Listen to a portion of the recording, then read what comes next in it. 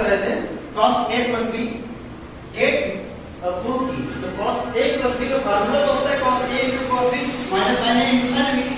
बात ये है कि इसको प्रूफ कैसे करेंगे, ये ऐसा ही क्यों आया, तो इस माइनस की जगह प्लस क्यों नहीं आया, cos क्यों आया, sin क्यों आया। बात ये होती है, पॉइंट ये होता है। उसके लिए हमको क्या करना पड़ेगा, प्रूफ करना पड़ेगा। क्यों, मैथमेटिक्स बिना प्रूफ की चलती नहीं। मैथमेटिक्स में एक चीज फैक्ट है और हर एक चीज का प्रूफ है।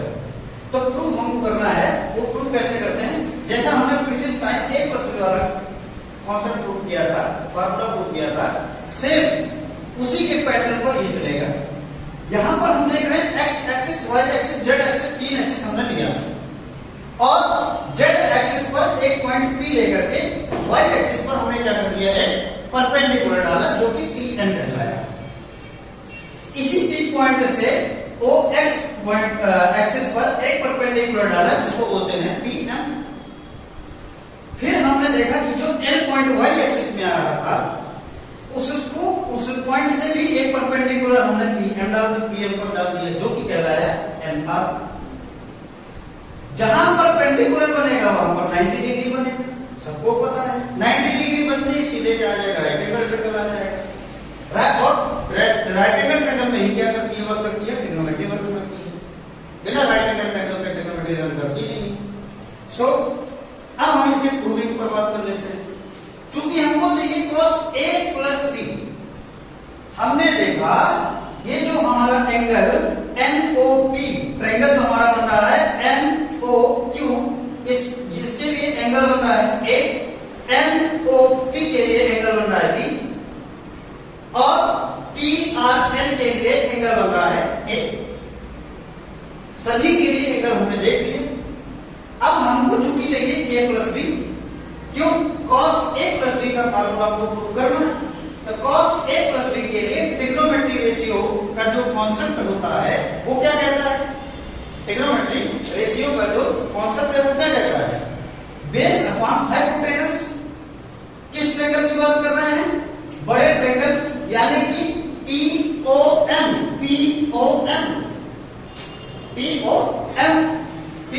ट्रायंगल की जब हम बात करेंगे तो cos A प्लस B बनेगा क्या, बेस OM हाइपोटेनस वो भी बन गया। अब OM की वैल्यू डायरेक्ट आप फाइंड कर नहीं सकते हैं, क्यों, आपके पास यहां पर कोई मेजरमेंट दिया ही नहीं। अगर नहीं दिया है तो हम एक काम कर सकते हैं, वो क्या कर सकते हैं, अगर हमको इसकी वैल्यू पता चल जाए तो हम इस पूरी वैल्यू से इस वैल्यू को सब्ट्रैक्ट कर देंगे, हमको ये वैल्यू क्या बन जाएगी, फाइंड आउट हो जाएगी। यानी कि OM की वैल्यू को फाइंड करने के लिए हम क्या करें, OQ की वैल्यू से MQ की वैल्यू को क्या कर दिया जाए, कैंसिल मतलब सब्ट्रैक्ट कर दिया जाए तो हमको OM की वैल्यू फाइंड हो जाएगी। वो काम हमने यहाँ पर बखूबी किया है कि OM की वैल्यू को OQ माइनस OMQ कर दिया और अपॉन OP है, इनको सेपरेट डिवाइड कर दिया, फ्रैक्शनल में लिख लिया। उसके बाद हम देख रहे हैं क्या, OP upon OP, OQ upon OP, MQ upon OP। अब MQ किसके पैरेलल है, RN के पैरेलल है। तो हम क्या लिख सकते हैं कि MQ is equal to RN, यानी MQ की जगह हम यहाँ पर RN क्या कर देंगे, रिप्लेस कर देंगे RN हमने रिप्लेस किया। फिर हम क्या देख रहे हैं, OQ अपॉन OP, OQ कहां गया, OQ और OP, इनके बीच में रिलेशन लाना है। ऐसी कोई कॉमन लाइन ले लिया जाए कि जिसके तहत इन दोनों का वैल्यू मिल जाए, यानी इन दोनों के बीच में एक रिलेशन बनाएगा OM लाइन सेगमेंट ऐसा सेगमेंट है जो कि OQ और OP के बीच में एक क्या करता है, रिलेशन बनाता है। तो हमने क्या किया, OM का डिवाइड न्यूमरेटर और डिनोमिनेटर दोनों में मल्टीप्लिकेशन कर दिया, बात समझ में आ गई। फिर हमने देखा RN और OP, RN और OP। अच्छा, ये देखना होगा कि हमको कोई ऐसा लाइन सेगमेंट लिया जाए हमको RN की वैल्यू भी मिल जाए और OP की भी वैल्यू मिल जाए। वो कैसे मिलेगी, वो ऐसे मिलेगी, PN को अगर कॉमन ले लिया जाए लाइन सेगमेंट को, PN लाइन सेगमेंट जैसे ही कॉमन होगा वैसे ही आपका क्या बन जाएगा, दो ट्रायंगल बनेंगे, एक बनेगा बनेगा PON बड़ा यानी एंगल बी, और एक PRN एंगल छोटा एंगल ए काम करेगा। बात समझ में आएगी? जब इतना हो गया तो हमने PN का क्या कर दिया, डिनोमिनेटर और न्यूमरेटर में मल्टीपल कर दिया। हमने क्या देखा कि OQ अपान ON कहां है। OQ अपान ON यानी ट्रायंगल क्या बन रहा है, NOQ OQN, ये ट्रायंगल बन रहा है। इस ट्रायंगल के लिए OQ कहां है, OQ क्या काम कर रहा है, ट्रायंगल कौन सा बन रहा है, ये वाला एंगल कौन काम करेगा, A। तब OQ क्या बनेगा, बेस। बताया क्या, जिस एक्सिस के साथ एंगल बनाएगा वह एक्सिस क्या कहलाएगा, बेस। और सामने वाली लाइन सेगमेंट परपेंडिकुलर, और बची हुई तीसरी क्या कहलाएगी, हाइपोटेनस। यानी कि OQ यहां पर क्या काम करेगा, बेस का, और ON क्या काम करेगा, ON काम करेगा हाइपोटेनस का। तो हमने इसका मान निकाल लिया, OQ अपान ON, OQ का वैल्यू B और ON की वैल्यू हाइपोटेनस। ठीक, अब ON अपान OP में देखते हैं। ON यहां पर है और OP कहां है, ये है। यानी इन दो एक्सिस पर एंगल कौन बना रहा है, B एंगल बना रहा है। तो B यहां पर बन रहा है, मतलब ON क्या काम करेगा, आपका बेस का काम करेगा, और OP क्या काम करेगा, हाइपोटेनस का काम करेगा। OP क्या काम करेगा, हाइपोटेनस का काम करेगा। एंगल कौन सा बनाएगा, B एंगल बनाएगा। क्यों, ये ट्रायंगल बन रहा है।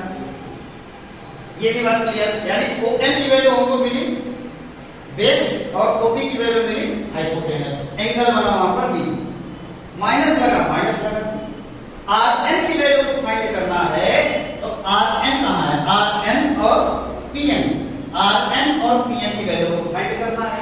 यानी ट्रायंगल हम क्या ले लेंगे, PRN को ले लिया। जब हम PRN वैल्यू ट्रायंगल को लेंगे, PRN ये लेंगे, तब हम क्या देख रहे हैं, RN जो है वो परपेंडिकुलर का काम कर रहा है। क्यों, एंगल के सामने की लाइन सेगमेंट हमेशा क्या कहलाती है, परपेंडिकुलर कहलाती है।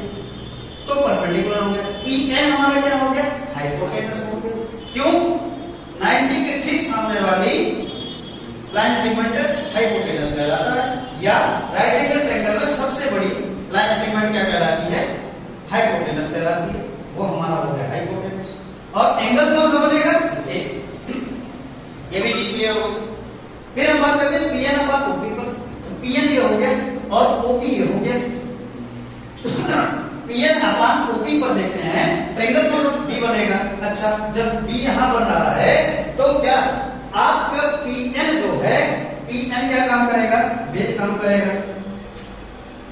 PN क्या काम करेगा, परपेंडिकुलर काम करेगा। और OP क्या काम करेगा, OP काम करेगा हाइपोटेनस का काम करेगा। एंगल क्या बनाएगा, एंगल भी बनाएगा। ये चीज हमारी क्लियर हो गई। अब क्या करेंगे, जो चीज हमने निकाली है उन चीज की वैल्यू को उठा के रख देते हैं। यानी OQ अपान ON, पहले में देखो OQ upon ON, B upon H, ON upon OP, B upon H, minus लगा दिया।